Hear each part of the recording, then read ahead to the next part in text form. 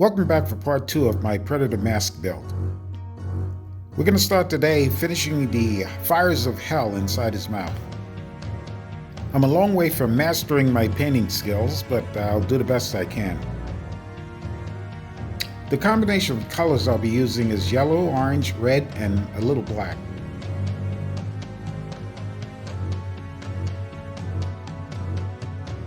I'll be using a gray wash to accentuate some of the details on the top of the helmet. I want this contrast to be subtle.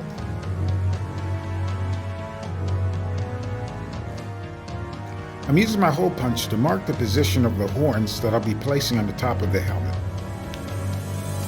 I'm making sure that the spacing is even and the symmetry is the same from one side to the other.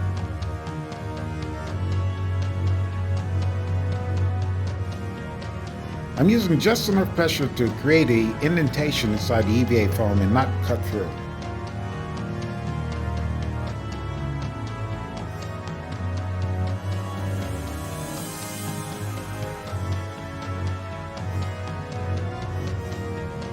I hand formed the horns out of foam clay, and after they are dried, I cut the bottoms flat so I can get a better adhesion.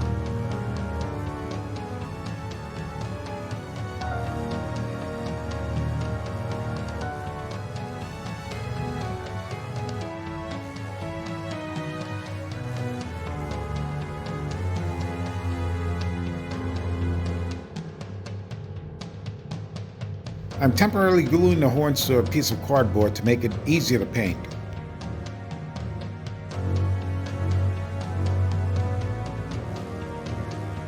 I use a sand-colored spray paint as a base, then I mist over it with heirloom white. I then use my X-Acto knife to carve in ridges with black and yellow ochre.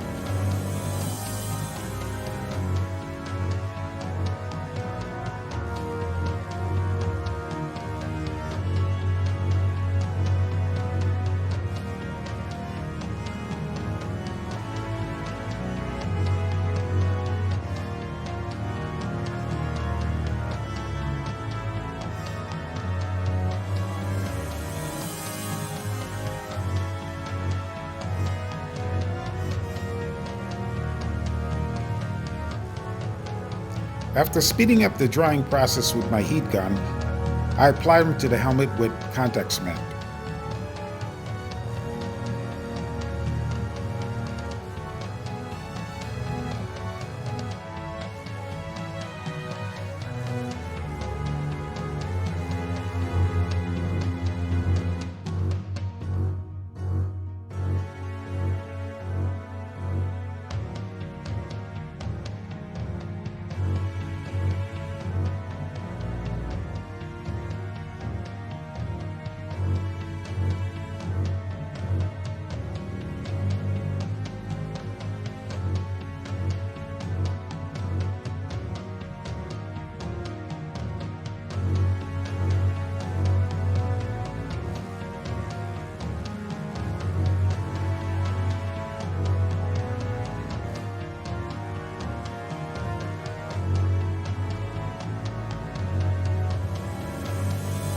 I position the front horns to face inward and then gradually turn toward the front as I get to the rear of the helmet.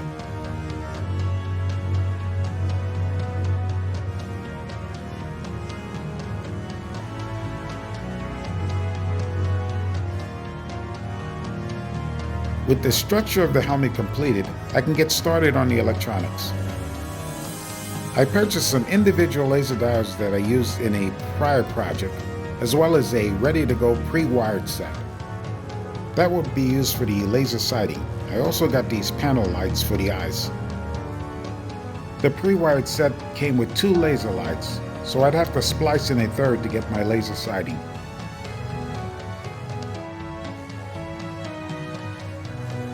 Since I purchased 3 of the pre-wired set, all I had to do was cannibalize one of them to get my third laser sighting.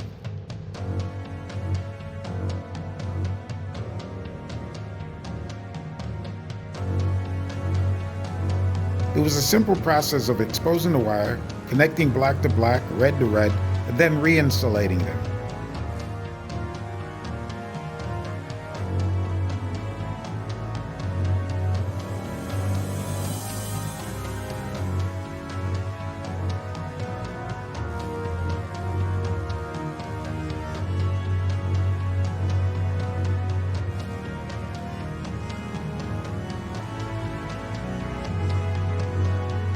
After successfully attaching my third laser light, I installed them into the helmet. I just wanted to give them a final test to make sure that they were fully functional.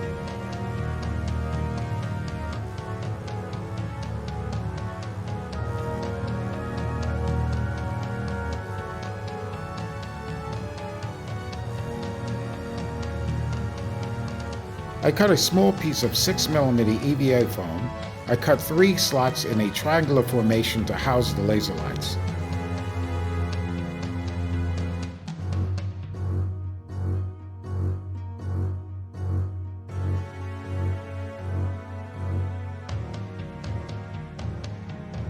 I painted the foam that would be holding the laser lights black so it would disappear inside the housing.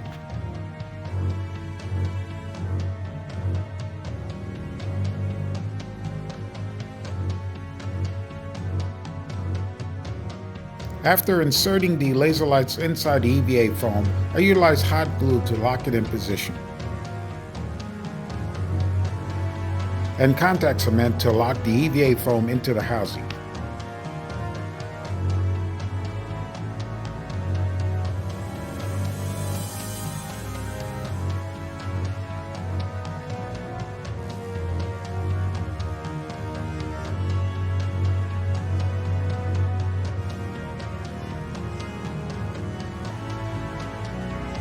After locking the laser lights in position, I attached the plastic shield with hot glue.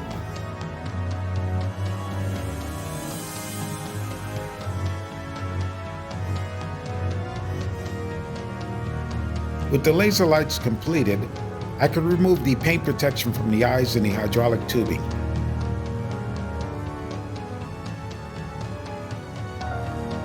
After removing the tape, I saw that the blue didn't fit the mood of the mask, so I used a black marker to color it all in.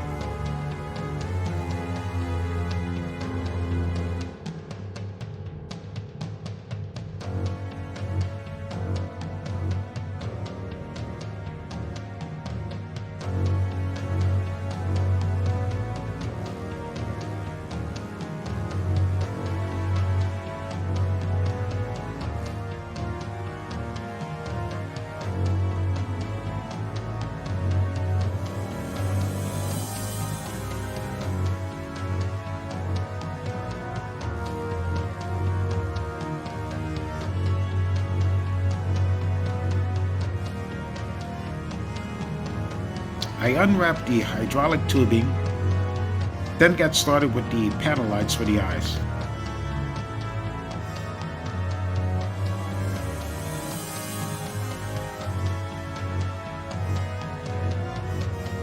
I decided on the exact position I wanted the panel lights, then placed them in with hot glue.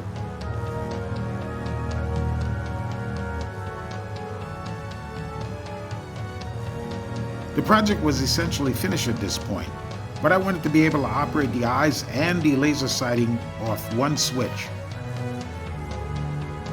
But first, I wanted a quick and easy way to attach and detach this helmet from the head that it was built for.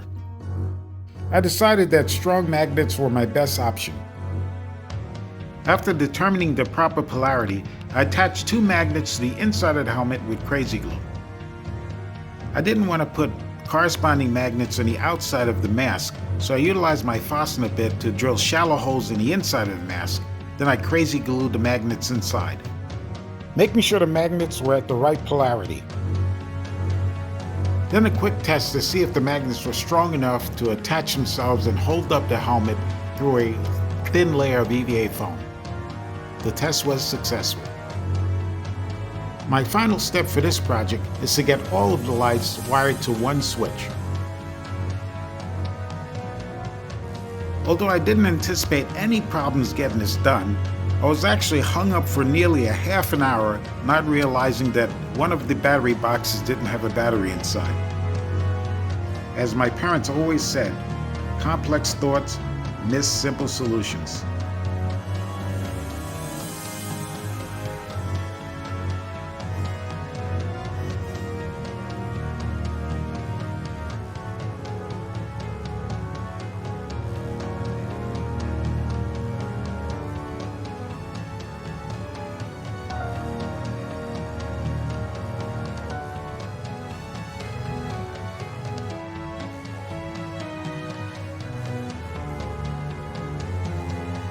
Final step of attaching the switch and this job is completed.